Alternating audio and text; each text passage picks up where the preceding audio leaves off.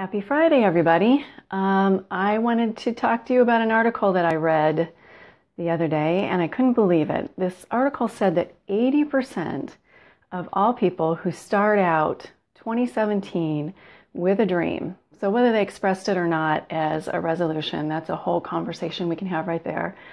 But 80% of people who said that they started out and they had a dream, something they wanted to change in their lives, by the end of March, will have given that dream up.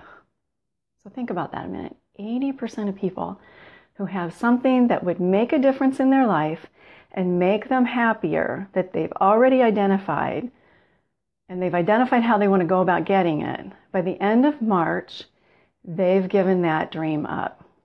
As a coach, that makes me it really touches my heart. It's the thing that makes me want to be a coach. I love walking on that journey and helping people.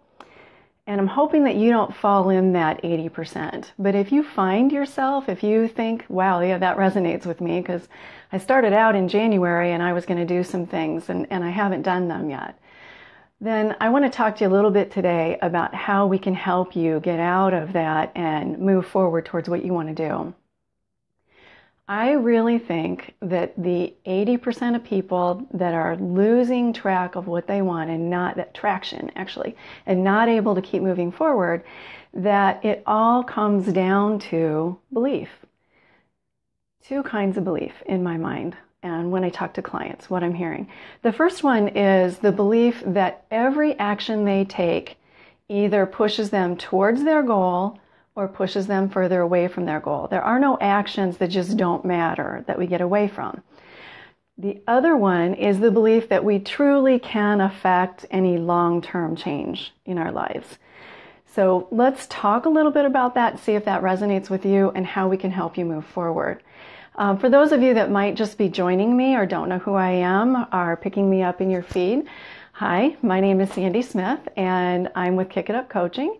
And I work with women over 50 to help them go from feeling frumpy to feeling fabulous.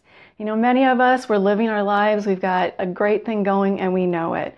But we just don't feel as good in our skin as we used to feel. And so I want to help you understand that over 50 can be a great time in your life.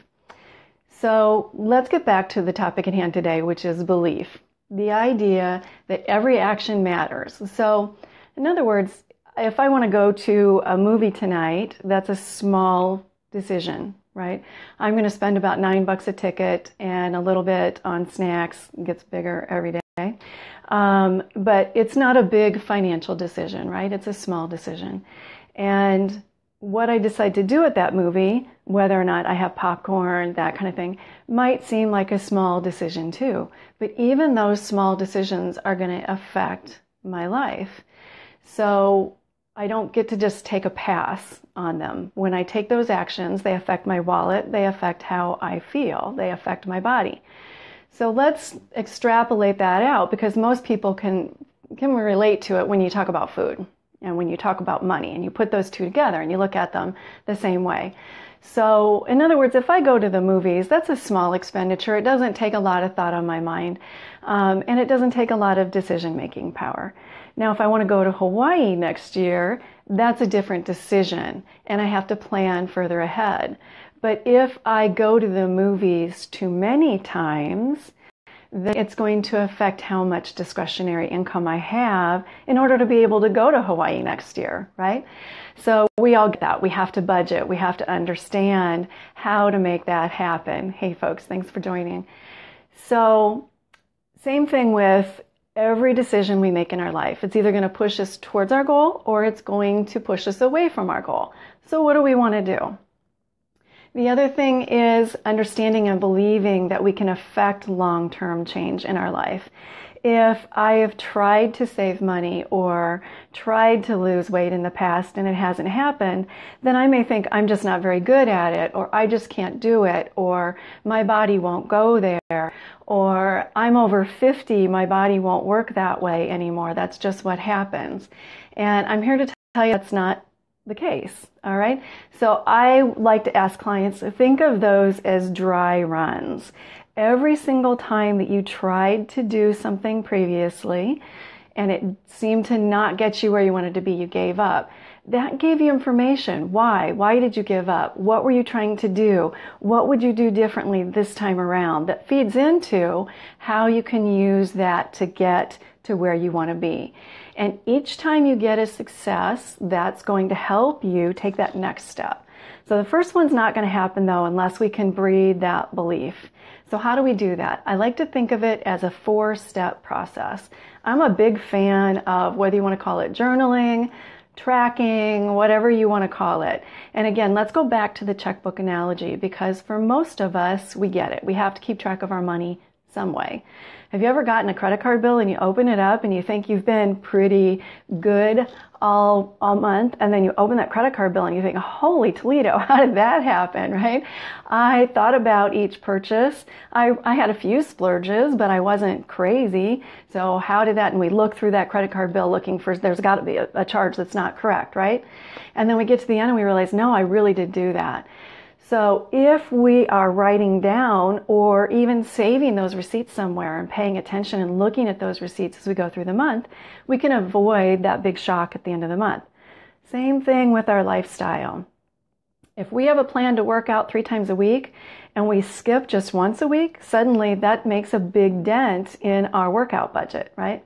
If we plan to, if we have a certain eating plan that we're wanting to adhere to, things that we've decided we're willing to do, and we have too many splurges that we're not mindful about, that's going to make a long-term effect on what we want to do and where we want to go. And we're not going to notice it until the scale starts going up or our clothes don't fit well.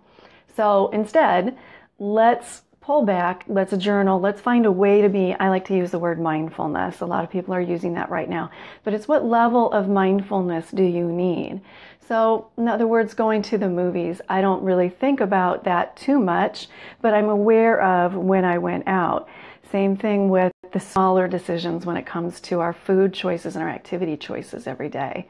But what level of mindfulness do you need to bring? That journaling, that tracking, that mindfulness will give you the ability to look at trends in what's going on in your life and to see, oh wow, okay, I'm gaining X number of pounds every year, every month, every holiday. And I want to stop that. If I simply stop that, I could make a difference. It may allow you to see, while I don't feel like I'm taking a lot of splurges, quote unquote, in my week, that in reality, there are more there than I'm acknowledging, and they're getting in the way. So you'll be able to analyze, you'll be able to see those long-term trends, and that'll take you to that second step, which is analyze those trends. Take a look at what's happening, and are they pushing you towards where you want to be, or are they pushing you away from where you want to be? And then make a decision about what is it that you want to change. Look at the rest of your life and think about where you have transferable skills. In the job market, we all look for transferable skills, right?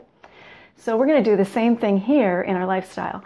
What is it that you do well in your life that you can bring to bear on changing your lifestyle so that you can get where you want to be? Perhaps you're really good at planning and budgeting.